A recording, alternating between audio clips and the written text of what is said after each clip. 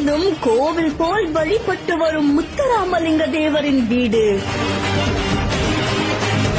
பழமை மாறாமல் திகழும் மிரளவிடும் ராஜகோட்டை.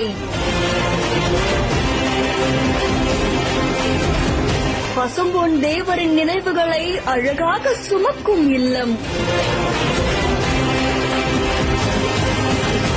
நாட்டுடைய சுதந்திரத்துக்காக போராடின முத்துராமலிங்க தேவர் அவர்களுடைய 117வது ஜெயந்தி விழாவையும் 62வது குரு பூஜை விழாவையும் முன்னிட்டு பல இடங்கள்ல அவருக்காக பல விசேஷமான பூஜைகள் செய்யப்பட்டு வருது.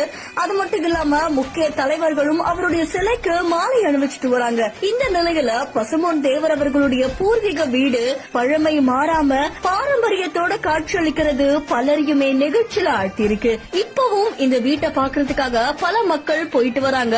அது மட்டும் இல்லாம கோவில் மாதிரி காட்சியளிக்கக்கூடிய இந்த இல்லத்துல எந்த ஒரு பழமை விஷயங்களும் மாறாம அப்படியே பொருத்தப்பட்டிருக்கு. வீடு அவ்வளவு அழகா காட்சியளிக்குது. கூடவே பசும்பொன் தேவர் அவர்களுடைய சின்ன வயசு புகைப்படத்துல இருந்து அவருடைய வயதான தோற்றம் வரைக்கும் அத்தனை புகைப்படங்களும் இருக்கு. பல மூதாதையர்களுடைய புகைப்படங்களையும் வச்சிருக்காங்க. கூடவே பல கடவுளுடைய புகைப்படங்களுமே இந்த வீட்டுல இருக்கு. அவ்வளவு அழகா ராஜகோட்டை மாதிரி இருக்கிற இந்த இல்லத்தை பாக்குறதுக்காகவே